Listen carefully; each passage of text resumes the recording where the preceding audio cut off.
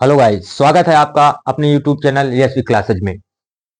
आज आप लोगों के सामने क्लास 12th फिजिक्स में नाभिकीय विखंडन वगैरह के बारे में हम पढ़ाएंगे आपको।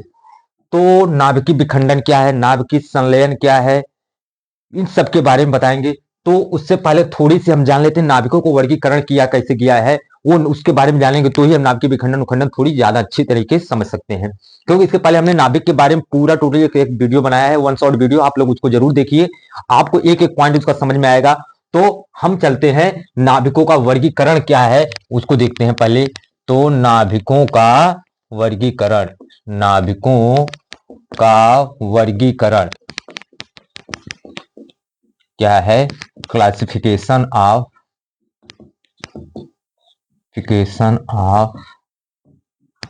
न्यूक्लियाई।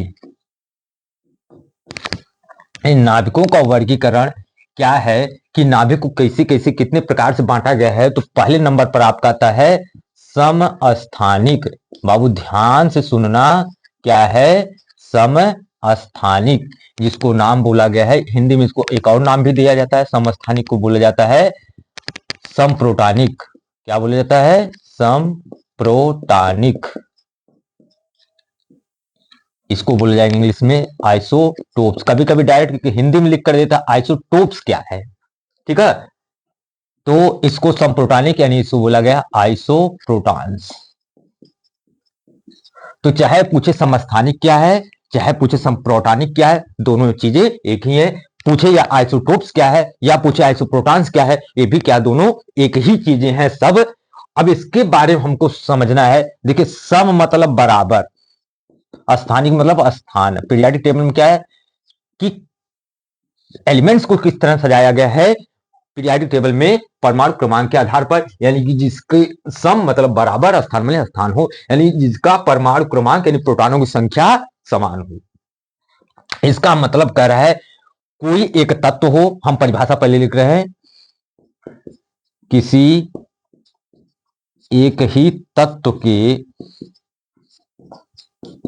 विभिन्न परमाणुओं में प्रोटॉनों की संख्या समान, विभिन्न प्रोटॉनों की संख्या समान तथा न्यूट्रॉनों की संख्या अलग अलग हो। किसी एक ही तत्व के विभिन्न तत्वों में, किसी एक ही तत्व के विभिन्न परमाणुओं में कहा।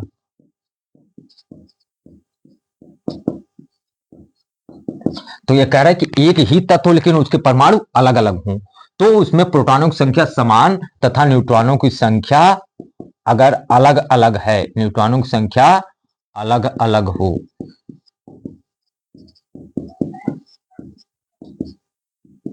तो उसे समस्थानिक कहते हैं। तो उसे क्या कहेंगे? समस्थानिक कहते हैं। पहले डिफिनीशन समझिए क्या कह रहा है कि अगर कोई एक तत्व है, उसके अलग अलग परमाणु हो, उसमें सब में क्या है, प्रोटॉनों की संख्या तो सेम हो, मगर क्या है, न्यूट्रॉनों की संख्या अलग अलग हो जाए, तो उसको हम क्या कहेंगे? समस्थानिक कहेंगे। एग्जाम्पल जैसे मान लीजिए हमारे पास है हाइड्रोजन का, हाइड्रोजन के समस्थानिक हैं 1H1, 1H2, 1H3। ये देखिए क्या इसको बोला जाता है? प्रोटियम। प्रोटियम, इसको बोला जाता है ड्यूटेरियम, इसको बोला जाता है ट्राइटियम। क्या बोला जाएगा? ट्राइटियम। यानी प्रोटियम, ड्यूटेरियम, ट्राइटियम। देखिए यहां पे ऊपर जो है ए है, यानी कि द्रव्यमान संख्या होती है, ऊपर लिखा हुआ क्या लिखा होता है ऊपर? द्रव्यमान संख्या। तो यहां पे अगर हम देखें तो प्रोटॉन की संख्या एक, यहां भी प्रोटॉन की संख्या एक, क्योंकि ये परमाणु क्रमांक है, यहां भी प्रोटॉन की संख्या एक। लेकिन न्यूट्रॉन देखा जाए तो कितना है? एक में से एक घटा दीजिए, जीरो, क्योंकि क्या होता है, न्यूट्रॉन बराबर होता है ए माइनस जेड। ये क्या है? द्रव्यमान संख्या है, जेड क्या है? प्रोटॉन की संख्या, ठीक है ना, यानी परमाणु क्रमांक। यहाँ पे न्यूट्रॉन बराबर कितना हो जाएगा? दो में से एक हटा दिया हमने, कितना हो गया? एक। यहाँ पे न्यूट्रॉन की संख्या कितनी हो जाएगा, 3 में से 1 हटा दिया हमने, आ गया 2। यहाँ पे न्यूट्रॉन की संख्या 2, यहाँ न्यूट्रॉन की संख्या 1, यहाँ न्यूट्रॉन की संख्या 0। तो देखिए तीनों परमाणुओं में, जबकि है क्या, हाइड्रोजन तत्व है, उसके में से कितने परमाणु, 3, 1 2 3। तो सब में क्या है, न्यूट्रॉन की संख्या अलग अलग आ रही है, लेकिन प्रोटॉन की संख्या हर जगह क्या आ रही है, समान आ रही है।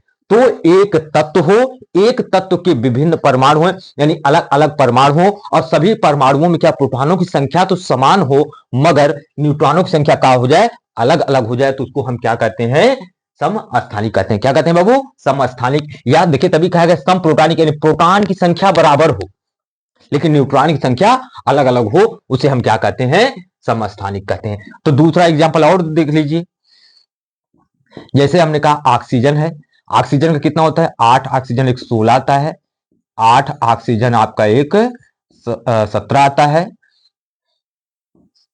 एक 8 ऑक्सीजन 18 आता है। तो देखिए यहाँ पे प्रोटॉन की संख्या कितनी, 8, यहाँ भी प्रोटॉन की संख्या कितनी, 8, यहाँ भी प्रोटॉन की संख्या कितनी, 8। तो न्यूट्रॉन की संख्या कितनी हो जाएगी, 16 में से 8 हटा दीजिए, कितना आ गया, 8। यहाँ हटा दीजिए, 17 में से 8 हटा दीजिए, कितना आ गया, 9, न्यूट्रॉन की संख्या 9। यहाँ पे कितना आ गया, न्यूट्रॉन की संख्या 18 में से 8 हटा दीजिए, कितना आ गया, 10। तो देखिए न्यूट्रॉन की संख्या यहाँ 8, यहाँ 9, यहाँ 10। देखिए प्रोटॉन की संख्या सेम है, लेकिन तत्व कौन सा, एक ही है। तत्व कौन सा है, एक ही है, कौन सा, ऑक्सीजन। ऑक्सीजन एक ही तत्व है, लेकिन उसके 3 परमाणु अलग अलग हैं, 8 ऑक्सीजन 16, 8 ऑक्सीजन 17, 8 ऑक्सीजन 18। और सब में क्या, प्रोटॉन की संख्या समान है, मगर न्यूट्रॉन की संख्या क्या आ रही है, अलग अलग आ रही है। तो हमारे पास आया कि एग्जाम्पल, हमने पहले बता दिया कि उसकी डिफिनेशन क्या है, एग्जाम्पल आपको कराया, उसको बता रहा हूं मैं कि क्या है, कि एक ही तत्व हो, तत्व एक ही हो, लेकिन उसके अलग अलग परमाणु हो, और सभी परमाणुओं में क्या हो, प्रोटॉन की संख्या तो सेम हो, मगर न्यूट्रॉनों की संख्या अलग अलग हो। बाबू इसको क्या कहते हो, समस्थानिक या समप्रोटॉनिक कहते हो। कह रहा है कि एग्जाम्पल और कोई दे दीजिए। आइए चलते हैं, देख लीजिए। कह रहा है क्लोरीन का, देखिए जैसे क्लोरीन क्या होता है, क्लोरीन के लिए होता है 17 क्लोरीन 35 और 17 क्लोरीन 37। ये भी क्या है, क्लोरीन एक ही है, लेकिन इसके 2 परमाणु हैं। तो हर जगह प्रोटॉन की संख्या अलग अलग, लेकिन क्या है, प्रोटॉन की संख्या सेम सेम, लेकिन न्यूट्रॉन की संख्या क्या है, अलग अलग है। तो इस तरह हमें पता चला समस्थानिक क्या है, कि ऐसे तत्व, कोई कह रहा है कि कोई एक ही तत्व हो, लेकिन उसके अलग अलग परमाणु हो, और अलग अलग परमाणुओं में प्रोटॉनों की संख्या समान बनी रहे, लेकिन न्यूट्रॉनों की संख्या अलग अलग हो जाए, यानी कि डिफरेंट हो जाए, तो उसको हम क्या कहते हैं, समस्थानिक कहते हैं। बात ये समझ में आई। आइए, अगर आ गई तो आगे बढ़े, तो आगे बढ़ते हैं बाबू। आप केवल कायदे से समझिए, सुनिए ध्यान से केवल मेरी वीडियो, और मैं आपके दिमाग में बिठा के जाऊंगा बाबू। बस मेरे वीडियो को आप क्या करिए, शेयर करते रहिए, कमेंट करते रहिए आप लोग, और सब्सक्राइब करते रहिए। तो आइए सेकंड टाइप चलते हैं इसका, समभारिक। क्या कहेंगे हम इसको, समभारिक। समभारिक को इंग्लिश में क्या कहा जाता है, आइसोबार्स। क्या बोला जाएगा, आइसोबार्स। सम माने बराबर, भार माने भार। तो मतलब है आइसोबार का मतलब कोई नाभिक है, उसकी द्रव्यमान संख्या, जैसे मान लीजिए क्या है, परमाणु है, परमाणु केंद्र में क्या है, नाभिक। नाभिक में क्या होते हैं, प्रोटॉन और न्यूट्रॉन होते हैं। तो प्रोटॉन और न्यूट्रॉन होते हैं इसके नाभिक में। तो प्रोटॉनों और न्यूट्रॉनों की संख्या को ही बोला जाता है, टोटल इनकी संख्या का योग जो बोला जाता है, वो उसको बोला जाता है क्या, द्रव्यमान संख्या। क्या बोला जाएगा बाबू, द्रव्यमान संख्या। इसको रिप्रेजेंट किया जाता है ए से, यानी एटॉमिक मास, या मास नंबर इसको बोल दे। क्या बोला जाए, मास नंबर। और इसी को भी बोला जाता है न्यूक्लियनों की कुल संख्या। क्या बोला जाएगा, न्यूक्लियनों की कुल संख्या। तो अब डिफिनीशन में चाहे डालिए द्रव्यमान संख्या डालिए, चाहे न्यूक्लियनों की कुल संख्या डालिए। तो प्रोटॉन और न्यूट्रॉन की टोटल संख्या का योग जो होता है, वही द्रव्यमान संख्या है, वही न्यूक्लियनों की कुल संख्या है। अब कह रहा है कि अगर नाभिक में कह रहा है नाभिक में अगर द्रव्यमान संख्या सेम हो जा रही है, लेकिन प्रोटॉन और न्यूट्रॉन की संख्या अलग अलग हो जा रही है। क्या कह रहा है, प्रोटॉन और न्यूट्रॉन की संख्या अलग अलग हो जा रही है, तो उसको हम क्या कहेंगे, समभारिक कहेंगे। तो लिखेंगे ऐसे नाभिक जिनकी द्रव्यमान संख्याएं, जिनकी द्रव्यमान संख्या समान परंतु परंतु प्रोटॉनों तथा परंतु प्रोटॉनों तथा न्यूट्रॉनों की संख्या अलग अलग हो तो उसे समभारिक कहते हैं। उसे क्या कहते हैं बाबू, समभारिक। उसे क्या कहेंगे, समभारिक कहते हैं। तो कह रहा है कोई ऐसा नाभिक हो जहां द्रव्यमान की संख्या मतलब कुल न्यूक्लियनों की संख्या अर्थात प्रोटॉन और न्यूट्रॉन की कुल संख्या का योग अगर हमारे पास क्या है, सेम हो रहा है, लेकिन प्रोटॉन और न्यूट्रॉन दोनों की संख्या अलग अलग हो जा रही है, तो उसको हम क्या बोलेंगे, समभारिक बोलेंगे। कह रहा कि आइए एग्जाम्पल देकर समझाइए। आ जाओ बाबू। कहा मान लीजिए हमारे पास हो गया 1s3 और 2 हीलियम 3 हमने ले लिया, ट्राइटियम और हीलियम का ले लिया हमने, नाभिक लिया। तो अब देखिए यहाँ प्रोटॉन की संख्या कितनी है, 1। यहाँ प्रोटॉन की संख्या 2। यहाँ न्यूट्रॉन की संख्या कितनी हो जाएगी, 3 से 1 निकाल दीजिए 2। यहाँ न्यूट्रॉन की संख्या कितनी हो जाएगी, 3 में से 2 निकालिए, कितना हो जाएगा 1। लेकिन द्रव्यमान संख्या कितनी है, यहाँ 3, यहाँ भी द्रव्यमान संख्या 3। तो देखिए अगर प्रोटॉन और न्यूट्रॉन, देखिए इनकी संख्या कितनी है, 2 1 3, 2 1 3, यानी कि हमारे पास द्रव्यमान संख्या सेम हो रही है, मगर प्रोटॉन और न्यूट्रॉन की संख्या क्या हो रही है, अलग अलग। यहाँ प्रोटॉन की संख्या 1, यहाँ प्रोटॉन की संख्या 2, यहाँ न्यूट्रॉन की संख्या 2, यहाँ प्रोटॉन की संख्या 1। तो ये एक दूसरे क्या कहलाएंगे, समभारिक। क्या कहलाएंगे बाबू, समभारिक। जैसे एग्जाम्पल दूसरा, जैसे हमने कहा 6 कार्बन 14 ले लीजिए और 7 नाइट्रोजन 14 ले लीजिए। देखिए द्रव्यमान संख्या ए इसकी कितनी है, 14, इसका भी ए कितना है, 14। यानी द्रव्यमान संख्या यानी न्यूक्लियन कुल संख्या यहाँ 14 है और यहाँ प्रोटॉन कितना है, 6, यहाँ प्रोटॉन कितना है, 7। प्रोटॉन की संख्या अलग अलग। न्यूट्रॉन देखिए कितना हो, 14 में से 6 चला जाएगा, कितना हो जाए 8।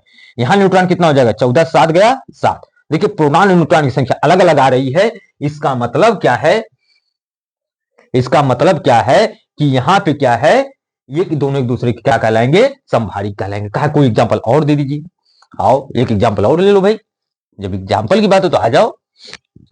कहा जैसे 8 ऑक्सीजन 17 और 9 फ्लोरीन 17, दोनों देखिए द्रव्यमान संख्या क्या है, ए बराबर यहां 17 है, यहां भी ए बराबर 17 है, ठीक। और देखिए प्रोटॉन की संख्या यहाँ कितनी है, 8, यहाँ प्रोटॉन की संख्या कितनी है, 9। न्यूट्रॉन देखिए यहाँ पे कितना है, 17 में से 8 हटाइए, 9 8 17। यहाँ न्यूट्रॉन कितना है, 17 में से 9 घटाइए, कितना आ रहा है, 8। तो देखिए द्रव्यमान संख्या तो सेम है, द्रव्यमान संख्या तो सेम है दोनों परमाणुओं में, तो लेकिन प्रोटॉन की संख्या और न्यूट्रॉन की संख्या अलग अलग आ रही है, दोनों भिन्न भिन्न हो जा रही है। इसका मतलब है कि अगर कोई नाभिक है वहां की द्रव्यमान संख्या सेम हो रही है, परंतु न्यूट्रॉन और प्रोटॉन की संख्या दोनों अलग अलग हो जा रही है, तो इसको हम कहेंगे समभारिक कहेंगे। क्या कहेंगे बाबू, समभारिक कहेंगे।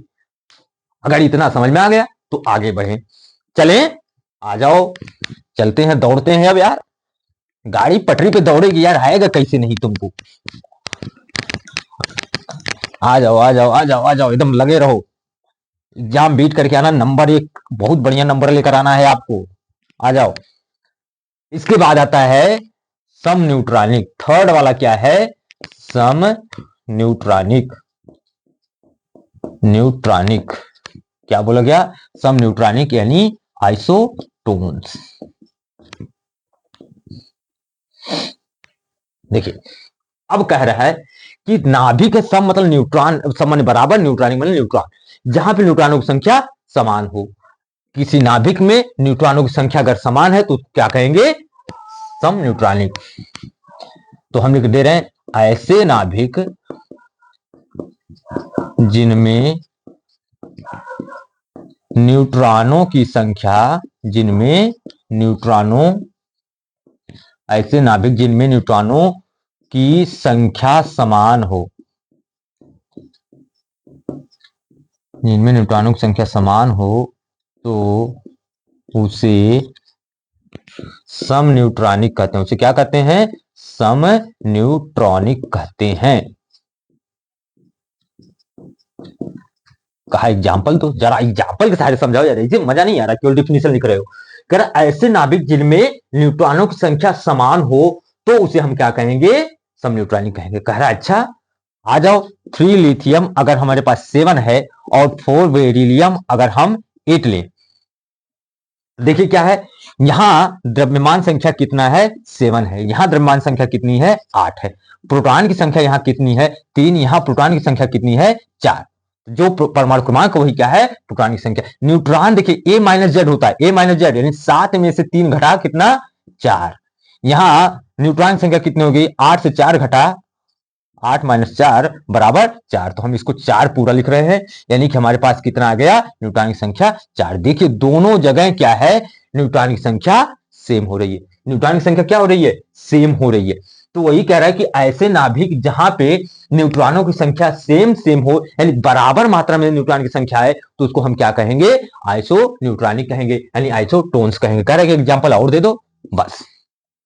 कह रहा आ जाओ, कह रहा 1s3 ले लीजिए और 2 हीलियम 3 ले लीजिए। कहा अच्छा नहीं, 3 लेंगे तो कहां? इसने कहा 2 हीलियम 4 ले लीजिए। अब तो 1s3 और 2 हीलियम 4, तो इसमें देखिए द्रव्यमान संख्या यहां कितनी है? 3। यहां द्रव्यमान संख्या कितनी है? 4। प्रोटॉन की संख्या यहां कितनी है? 1। यहां प्रोटॉन की संख्या कितनी है? 2। तो न्यूट्रॉन निकालिए, 3 से 1 चला जाएगा तो कितना बचा? 2। यहां न्यूट्रॉन की संख्या कितनी? 4 से 2 चला जाएगा 2। तो देखिए न्यूट्रॉन की संख्या दोनों जगह क्या हो रही है? सेम सेम हो रही है। तो जहां न्यूट्रॉनों की संख्या अगर समान हो जाए तो उसको हम क्या कहेंगे? सम न्यूट्रॉनिक कहेंगे। जहां तक आप नोट करिए, फिर आगे बढ़ा जाए। हो गया हो तो आगे बढ़े, चले आ जाओ। अब हमारे पास आता है नाभिकीय विखंडन क्या है? क्या है बाबू? नाभिकीय विखंडन क्या है? तो हम पढ़ेंगे नाभिकीय विखंडन क्या है।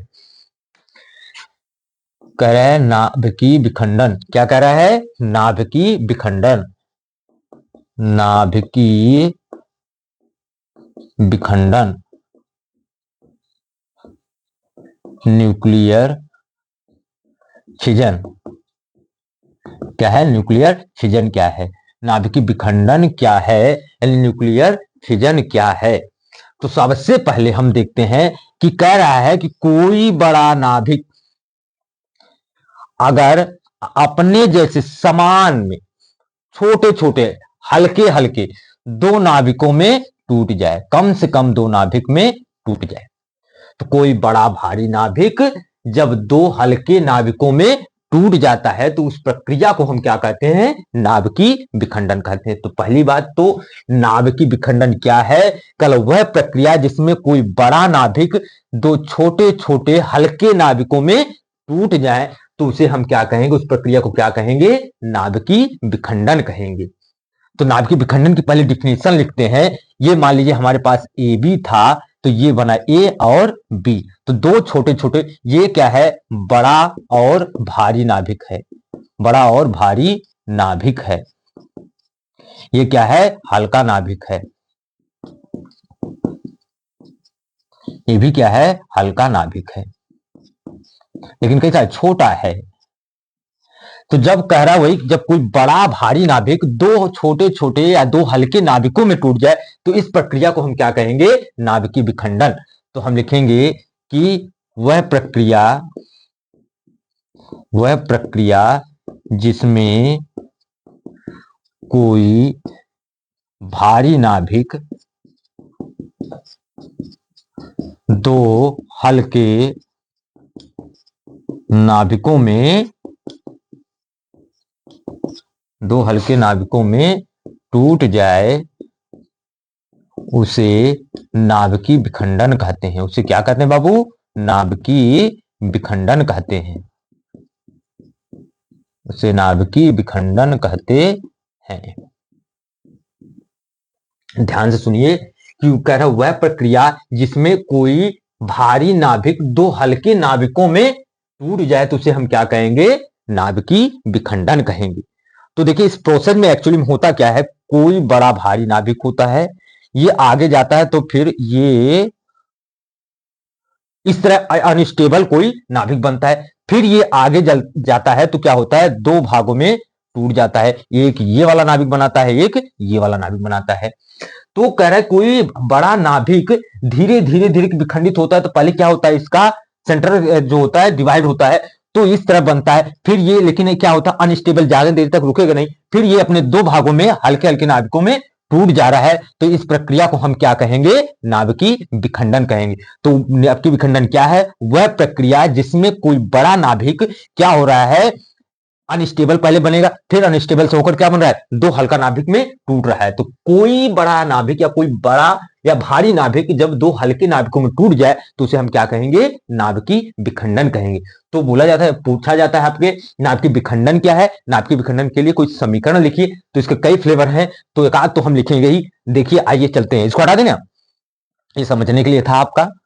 आइए, तो नाभिकीय विखंडन के लिए क्या होता है कि जब 92 यूरेनियम 235 पर न्यूट्रॉन की बमबारी की जाती है तो बनता है 92 यूरेनियम 236। क्या बनता है, 92 यूरेनियम 236, और ये क्या होता है, अस्थाई होता है। क्या होता है, अस्थाई, यानी कि अनस्टेबल होता है। तो फिर ये जाकर टूटता है, क्या टूटेगा, एक 56 बेरियम 144 प्लस 36 क्रिप्टॉन जो है 89 प्लस एक न्यूट्रॉन निकलेगा, प्लस क्या होगा, आपकी ऊर्जा निकलेगी। तो देखिए क्या कर रहा है, 6 6 12 5 3 8 1 9, ये इसके बराबर, ये देखिए 9 4 13 8 4 12 1 13 और 1 1 2 34 और एक ये कितना हो गया, 36। तो इसका मतलब है कि जब कोई बड़ा नाभिक, जब कोई बड़ा नाभिक अपने क्या कर रहा है, दो हल्के नाभिकों में टूट जा रहा है, दो हल्के नाभिकों में टूट जा रहा है, तो इस प्रक्रिया को हमने क्या कहा, नाभिकीय विखंडन। कभी कभी एक चीज और दे देता है, कह रहा है 92 यूरेनियम 235 और एक न्यूट्रॉन की आपने बमबारी कराया तो क्या बनेगा, फिर यही बनेगा 92 यूरेनियम 236, ये क्या है, अनस्टेबल है, और ये जाकर टूटता है किसमें, ये 56 बेरियम 142 प्लस 36 क्रिप्टॉन, ये जो हो जाएगा 92 हो जाएगा। अब की बार दो न्यूट्रॉन निकल जाएंगे, कितने न्यूट्रॉन निकलेंगे, दो, प्लस ऊर्जा निकल जाएगी। देखिए दो न्यूट्रॉन किस लिए निकलने हैं, 6 6 12 5 3 8 1 9, 92 तो हो गया आपका। न्यूट्रॉन दो निकल रहे हैं तो इसका मतलब आप इसको ऐड करेंगे तो इसके बराबर आएगा। तो अर्थात इसका कोई भी एग्जांपल लिख देना, समीकरण कोई भी लिख देना, तो कई समीकरण बन सकते हैं, संभव है। तो कह रहा है कि नाभिकीय विखंडन क्या है, नाभिकीय विखंडन वह प्रक्रिया है जिसमें कोई बड़ा या भारी नाभिक दो हल्के नाभिकों में टूट जा रहा है। तो एग्जाम में लिखेंगे दिखाकर ये, फिर इसके बाद हम इसकी डिफिनेशन लिखेंगे, और डिफिनेशन लिखेंगे तो इसके बाद ये कोई समीकरण एक डाल देंगे आप। इससे अच्छा और एग्जाम्पल हो ही नहीं सकता कि आपके लिखने का तरीका अलग होना चाहिए, सबसे काफी अलग दिखनी चाहिए। तो नाभिकीय विखंडन क्या कह रहा है, नाभिकीय विखंडन वह प्रक्रिया है जिसमें कोई भारी नाभिक एक से अधिक यानी दो हल्के नाभिकों में टूट जाए तो उसको हम क्या कहेंगे, नाभिकीय विखंडन कहेंगे। यह प्रक्रिया लगातार चलती रहती है और बार बार न्यूट्रॉन, एक विखंडन होगा तो तीन न्यूट्रॉन निकले, उससे फिर तीन न्यूट्रॉन, फिर उससे तीन न्यूट्रॉन, इस तरह जो श्रृंखला क्रिया लगातार होती चली जाती है, तीन तीन तीन तीन तीन त्रिक 9 9 त्रिक 27 3 81 3 ऐसे करके आती है, ठीक है ना। तो आइए अब हमें चलना है किसकी तरफ, नाभिकीय संलयन की तरफ। हो गया ना, चलें, क्या अभी नोट कर रहे हैं, अरे भैया नोट कर लो यार, नोट कर लो, नहीं तो फिर गड़बड़ हो जाएगा। आ जाओ, चलें, आ जाओ भाई। अब आते हैं नाभिकीय संलयन की तरफ। इसके बाद है नाभिकीय संलयन। क्या है, नाभिकीय संलयन। नाभिकीय संलयन को क्या कहते हैं, न्यूक्लियर फ्यूजन। क्या बोला जाएगा, न्यूक्लियर फ्यूजन। तो नाभिकीय संलयन यानी न्यूक्लियर फ्यूजन, देखिए संलयन का अर्थ होता है संलयित होना, क्या है? इसका अर्थ होता है संलयित होना। मतलब संलयित होने का मतलब है आपस में जुड़ जाना, आपस में मिल जाना। सबसे अच्छा है आपस में मिल जाना। मतलब मिल जाने का मतलब है मिलकर एक हो जाना। मिल जाने का मतलब मिलकर एक हो जाना, कर एक हो जाना। ठीक है ना? तो नाभिकीय संलयन क्या है कि कह रहा है कि इसका मतलब है जब दो हल्के नाभिक संलयित होकर एक बड़े नाभिक का निर्माण करें। तो जब ये क्या है? हल्का नाभिक है, हल्का नाभिक। ये भी क्या है? हल्का नाभिक। तो कोई जरूरी नहीं दो ही जुड़े, दो से ज्यादा भी हो सकते हैं, लेकिन दो मिनिमम होने चाहिए, क्योंकि जुड़ने के लिए दो लोग चाहिए, कम से कम दो लोग। अकेला कोई कहां जुड़ेगा भाई? कहां जुड़ेगा आखिरकार? तो कह रहा जब दो हल्के नाभिक आपस में संलयित होकर आपस में मिलकर एक बड़े भारी नाभिक, एक बड़े भारी नाभिक का निर्माण करते हैं, तो यह प्रक्रिया क्या कहलाती है? नाभिकीय संलयन। तो कह रहा है नाभिकीय संलयन क्या है?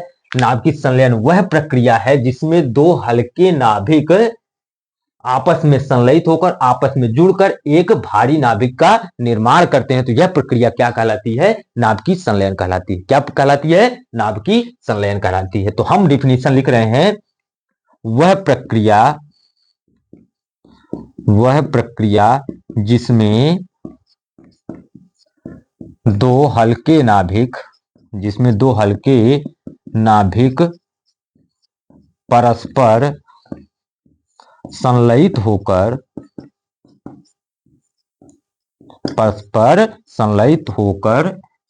एक भारी नाभिक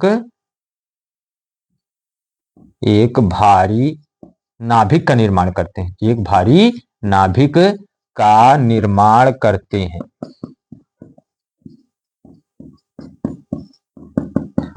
उसे नाभिकीय संलयन कहते हैं। उसे क्या कहते हैं बाबू? नाभिकीय संलयन कहते हैं,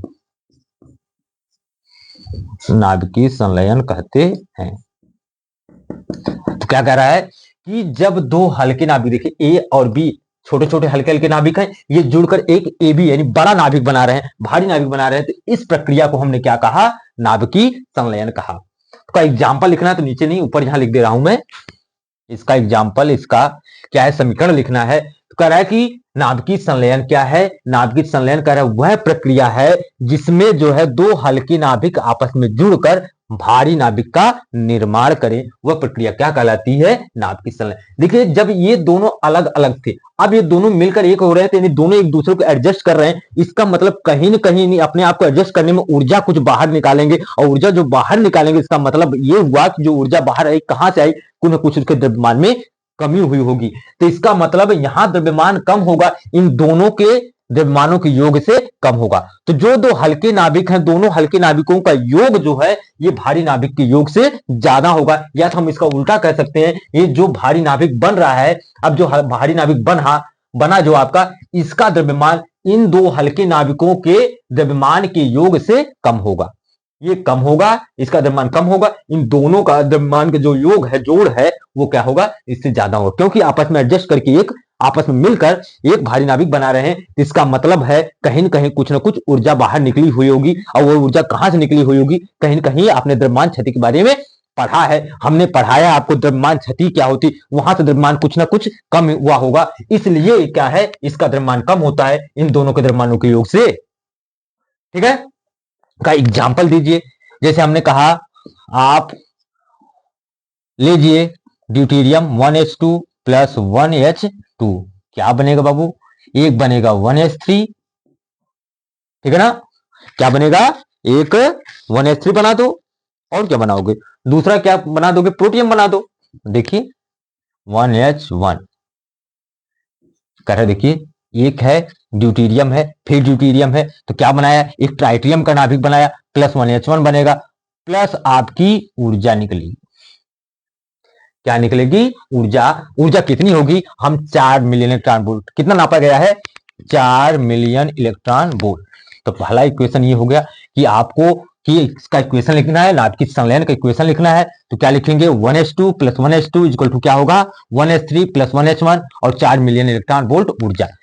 करें इसी ट्राइटियम की अगर हम अब क्रिया करा दें 1s3 प्लस 1h2, तो देखिए क्या मिला है हमें 2 हीलियम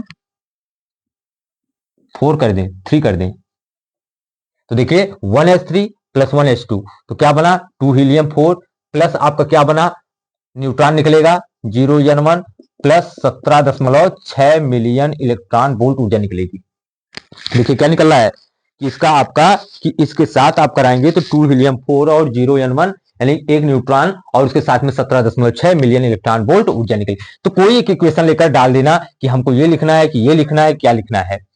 कोई इक्वेशन एक आप डालेंगे कि पहले नाभिकीय संलयन की परिभाषा लिखेंगे, पहले हमने बताया इस तरह लिखना है आपको, फिर इसकी डिफिनेशन लिखना है, फिर इसके बाद कोई एक एग्जांपल देना है। बोर्ड में ऐसे लिखना है बाबू कि आखिरकार नाभिकीय संलयन क्या है, नाभिकीय संलयन की डिफिनेशन लिखो, इसको बनाओ, इसके बाद उसका एक इक्वेशन लिखो कि क्या है दो ड्यूटेरियम के नाभिक जो है हल्के हल्के नाभिक आपस में जुड़ेंगे तो जुड़कर यानी संलयित होकर क्या बना रहे एक ट्राइटियम को भारी नाभिक बना रहे और उसमें क्या निकल रहा है एक प्रोटियम निकल रहा है और 4 मिलियन इलेक्ट्रॉन वोल्ट की ऊर्जा बाहर निकल रही है। और अगर सेकंड वाला अगर हम कहें तो ये क्या है ट्राइटियम और ड्यूटेरियम दोनों आपस में संलयित होकर एक हीलियम यानी अल्फा कण का नाभिक बनाते हैं और साथ साथ में एक न्यूट्रॉन निकलता है और भारी मात्रा में क्या निकल रही है ऊर्जा निकल रही है 17.6 मिलियन इलेक्ट्रॉन वोल्ट की ऊर्जा निकल रही है।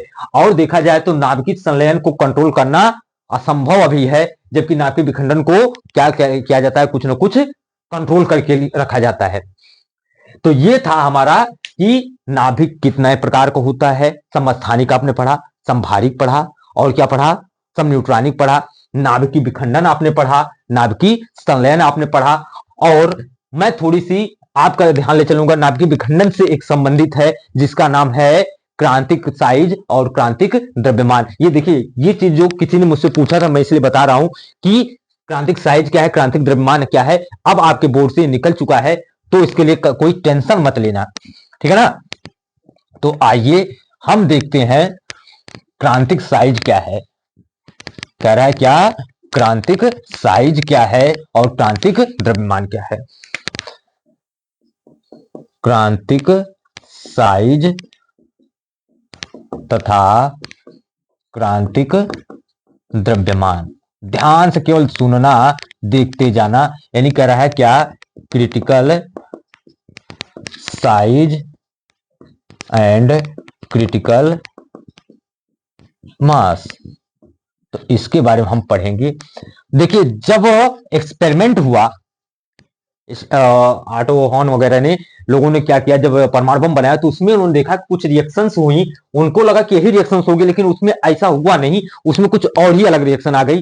तो यही इन्होंने कहा कि अगर कोई परमाणु है यानी कोई पदार्थ विखंडित हो रहा है तो उसमें न्यूट्रॉन, ये न्यूट्रॉन जो आता है काफी स्पीड से आता है, न्यूट्रॉन क्या आता है काफी स्पीड से आता है इसमें, और 10 सेंटीमीटर तक तो बिना कुछ स्पीड कम किए जाता है, और 10 सेंटीमीटर जब अंदर चला जाता है उसके बाद से उसकी स्पीड क्या होती है धीरे धीरे कम होना शुरू हो जाती है, धीरे धीरे क्या होती है कम होना शुरू हो जाती है। तो इसका मतलब है कि 10 सेंटीमीटर तक तो न्यूट्रॉन की गति कम नहीं होगी। तो अगर 10 सेंटीमीटर की तक अगर है कि क्या कह रहे हैं 10 सेंटीमीटर तक कि अगर पदार्थ की त्रिज्या 10 सेंटीमीटर से कम है तो इसका मतलब है कि न्यूट्रॉन आया और धड़ाक से इधर से निकल गया, इधर से इधर निकल गया, तो मतलब इसको तो तोड़ा ही नहीं, क्योंकि उसके अंदर रुकना भी तो चाहिए, जब तक रुकेगा नहीं उसको तोड़ेगा कैसे भाई, जब तक तुम्हारे पास हथौड़ा नहीं है तो तुम तोड़ोगे कैसे इसको, अगर मेरे पास मार्कर नहीं लिखूं क्या हाथ से ऐसे। तो इसका अर्थ यही है कि जो मिनिमम साइज है 10 सेंटीमीटर तक की, यानी कम से कम 10 सेंटीमीटर उसकी होनी चाहिए, नहीं तो पदार्थ से क्या होगा विखंडन के लिए वो क्या है न्यूट्रॉन बाहर निकल जाएगा। तो इसी को धारणा देकर उन्होंने बताया कि क्रिटिकल साइज क्या है और क्रिटिकल मास क्या है। तो उसके लिए हम देखते हैं कि क्या है, तो हमने क्या कहा सबसे पहले कि हमने कहा कि कोई पदार्थ है इसमें से प्राथमिक यानी प्राइमरी न्यूट्रॉन निकले, प्राइमरी न्यूट्रॉन क्या निकले प्राइमरी न्यूट्रॉन्स। तो माना ये प्राइमरी न्यूट्रॉन की संख्या बराबर कैपिटल N है, अब ये कैपिटल एन न्यूट्रॉन आया तो सामने जो रखा है विखंडित पदार्थ होने के लिए, रखा क्या है, विखंडित या विखंडनीय, क्या लिखा है, क्या लिखें, विखंडनीय पदार्थ। ये इसको क्या माना हमने, विखंडनीय पदार्थ। इसका एक गोल टुकड़ा है, कोई गोले का इसका एक टुकड़ा है। तो इसमें दो चीजें संभव हो, या तो भाई न्यूट्रॉन निकल गया होगा बाहर, या तो अवशोषित हो गया होगा।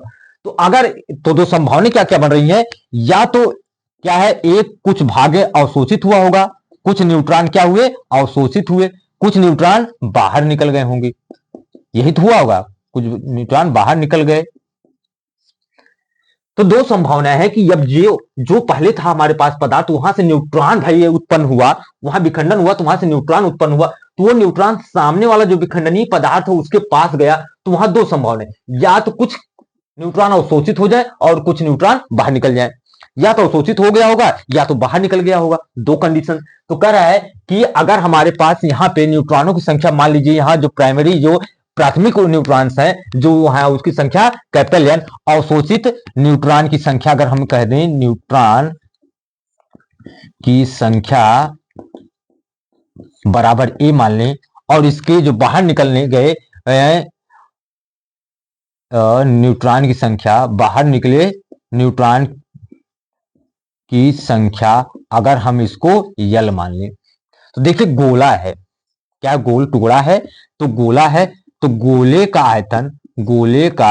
आयतन कितना होता है, V बराबर 4/3 पाई आर क्यूब होता है।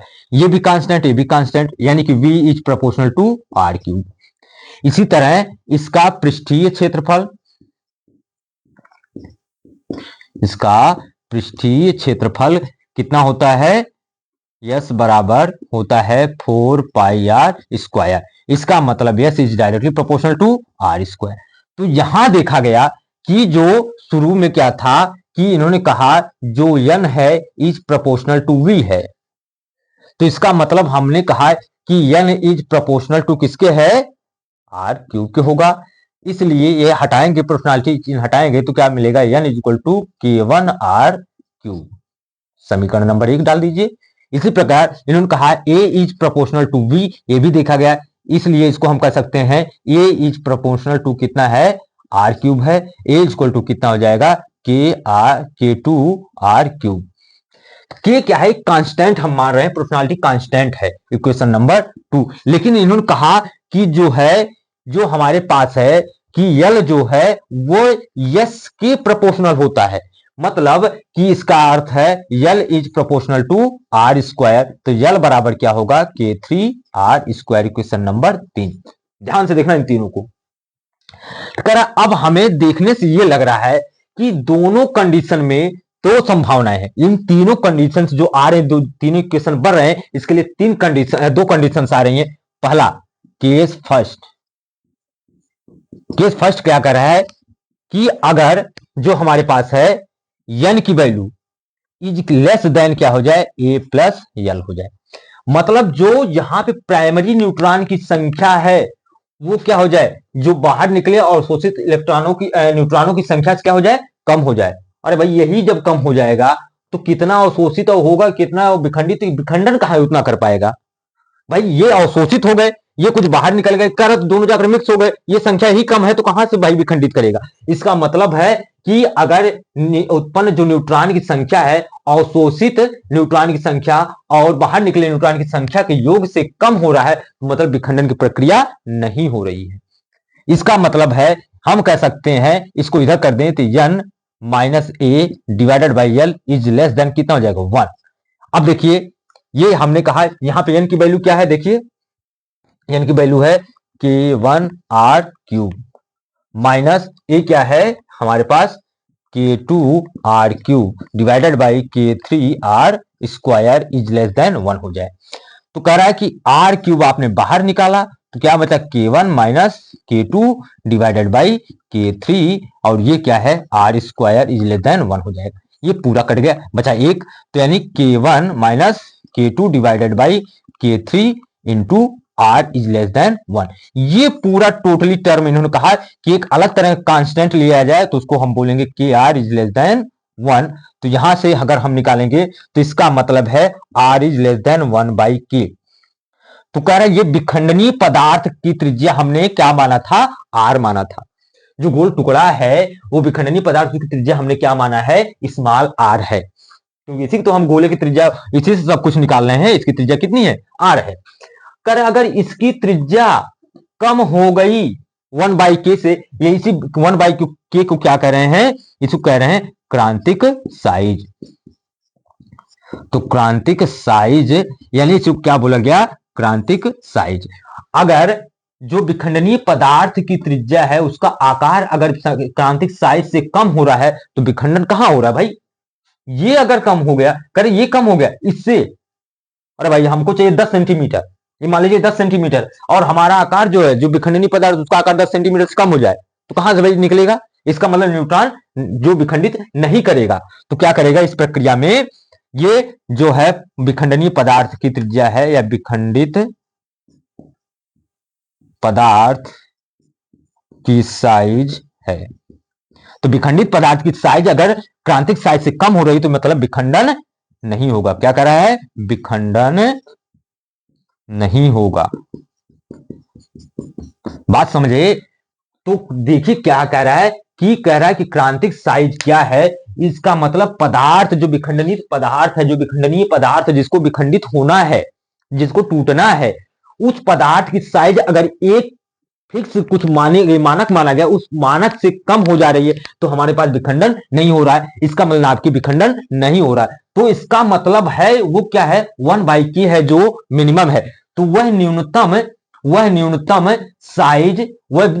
साइज किसकी, विखंडनित पदार्थ की, विखंडनीय पदार्थ की वह न्यूनतम साइज जो क्या हो, नाभिकीय विखंडन करने के लिए आवश्यक हो, उसे हमने क्या कहा, क्रांतिक साइज कहा। ठीक है ना, ये कम है। तो अगर ये कंडीशन थी, सेकंड वाला अगर हम चलें तो कहां लिखें इसको हटा दें। तो देखिए कह रहा है कि अगर ये कंडीशन है तो एक दूसरी कंडीशन क्या है, केस नंबर 2। तो इसको हटा के हम कह रहे हैं केस नंबर 2। केस 2 हमारे पास क्या है कि कह रहा है यदि n is greater than a plus l होगा तो नाभिकीय विखंडन होगा, क्योंकि ये ज्यादा होगा तो नाभिकीय विखंडन ज्यादा होगा। तो इसका मतलब इन्होंने कहा n minus A divided by l is greater than क्या होना चाहिए, 1। अब रख दो भाई, फिर वही वैल्यू आएगी सेम टू सेम, क्या है k1r³ माइनस k2 क्या होगी, k2r³ divided by k3r² is greater than 1। तो यहां से हमने देखा सीधे कट जाएगा तो क्या बचेगा, k1 minus k2 divided by k3 into r is greater than 1। यानी कि इसको माना k r is greater than 1, यानी कि आप r is greater than 1 by k। इसका मतलब है केस 2 में क्या कह रहा है कि अगर जो पदार्थ की साइज है, विखंडनित पदार्थ की साइज है, वो क्या है 1/k यानी क्रांतिक साइज से ज्यादा है तो नाभिकीय विखंडन होगा। यहां क्या होगा, नाभिकीय विखंडन होगा। क्या होगा, नाभिकीय विखंडन होगा। क्या होगा बाबू, नाभिकीय विखंडन होगा। कहने का अर्थ है कि क्रांतिक साइज, जैसे हमने कहा कि न्यूट्रॉन काफी स्पीड से आते हैं तो पहले वो पदार्थ में जाएगा 10 सेंटीमीटर तक बिना स्पीड कम के ही जाता है, उसके बाद उसकी स्पीड कम होती है, मंदी होती है, मंद स्पीड उसकी तब होती है। इसका मतलब अगर 10 सेंटीमीटर तक बिना स्पीड से कम किया जा रहा है तो इसका मतलब 10 सेंटीमीटर से कम अगर किसी पदार्थ का है और साइज है, इसका मतलब उसमें तुरंत निकल गया तो रुका ही नहीं, तोड़ेगा कहां से। इसका अर्थ है मिनिमम साइज जो 10 सेंटीमीटर, वही मिनिमम साइज अगर हम 10 सेंटीमीटर को कहें 1/k वही क्रांतिक साइज है उसका, इससे कम नहीं होना चाहिए। इससे 10 सेंटीमीटर से कम इसकी साइज जो विखंडन होने वाला जिस पदार्थ का, उससे कम नहीं होना चाहिए उसका साइज। तो वही 10 सेंटीमीटर उसकी मिनिमम साइज है विखंडित पदार्थ की, जो क्या करा रहा है, नाभिकीय विखंडन कराएगा। तो नाभिकीय विखंडन कराने के लिए कह रहा है क्रांतिक साइज क्या है, क्रांतिक साइज तो कह रहा है क्या, वह मिनिमम साइज, वह विखंडित पदार्थ की मिनिमम साइज या विखंडनीय पदार्थ की वह मिनिमम साइज, न्यूनतम साइज है जो नाभिकीय विखंडन करने के लिए क्या कर रही है, आवश्यक पड़ रही है, वही क्या है, क्रांतिक साइज कहला रही है। समझिए क्रांतिक साइज क्या है कि वह न्यूनतम सबसे कम यानी 10 सेंटीमीटर से थोड़ी से ज्यादा हो तो न्यूनतम से कह रहा है कि वह न्यूनतम साइज क्या होगी विखंडित पदार्थ की, विखंडित पदार्थ की, ताकि क्या हो, नाभिकीय विखंडन हो जाए। यानी मिनिमम कितने, 10 सेंटीमीटर अगर साइज है तो कुछ ना कुछ काम हो जाएगा, 11 सेंटीमीटर हो जाए, क्योंकि 10 सेंटीमीटर तो बाहर निकल जाएगा, तो 11वें सेंटीमीटर से क्या होगा, वो विखंडित होना शुरू हो जाएगा। तो वही कह रहा है कि वह मिनिमम साइज किसी विखंडित पदार्थ की जो क्या हो, नाभिकीय विखंडन करने के लिए आवश्यक हो, वही साइज क्या कहलाती है, क्रांतिक साइज कहलाती है। अब जब क्रांतिक साइज है तो इसका मतलब उसके अंदर द्रव्यमान भी होगा, तो क्रांतिक द्रव्यमान वही उसका होगा। तो क्रांतिक द्रव्यमान जिसका क्रांतिक साइज होगा उसी का क्रांतिक द्रव्यमान भी होगा। तो इसका मतलब है कि क्रांतिक द्रव्यमान क्या है, तो क्रांतिक द्रव्यमान यानी क्रिटिकल मास क्या है, वह न्यूनतम, वह मिनिमम, वह सबसे कम द्रव्यमान जो किसी नाभिकीय विखंडन के लिए क्या कर रहा है, आवश्यक हो रहा है, वही क्या कहलाएगा, क्रांतिक द्रव्यमान कहलाएगा। बाबू ध्यान से समझ लो, क्रांतिक साइज क्या है और क्रांतिक द्रव्यमान क्या है। तो क्रांतिक साइज का हमने अभी बताया, मतलब कि जो विखंडित होने वाला था पदार्थ, ये विखंडित पदार्थ अगर इसकी साइज जो है अगर क्रांतिक साइज से कम हो जाए, क्रांतिक साइज मान लीजिए हमारे पास का 10 सेंटीमीटर, तो 10 सेंटीमीटर से कम हो जाए तो विखंडित होगा ही नहीं। और अगर मान लीजिए क्रांतिक साइज हमारे पास 10 सेंटीमीटर है और इसका आकार 11 सेंटीमीटर हो गया, तो इसका मतलब है अब न्यूट्रॉन 10 सेंटीमीटर के बाद धीरे धीरे क्या स्पीड कम करेगा, मतलब विखंडित करेगा, कुछ देर तक रुकेगा, बाहर नहीं चला जाएगा, इसका मतलब विखंडित करेगा। तो मिनिमम साइज वो विखंडित पदार्थ को न्यूनतम साइज जो नाभिकीय विखंडन करने के लिए आवश्यक है, वही साइज क्या कहला रही है, क्रांतिक साइज कहला रही है।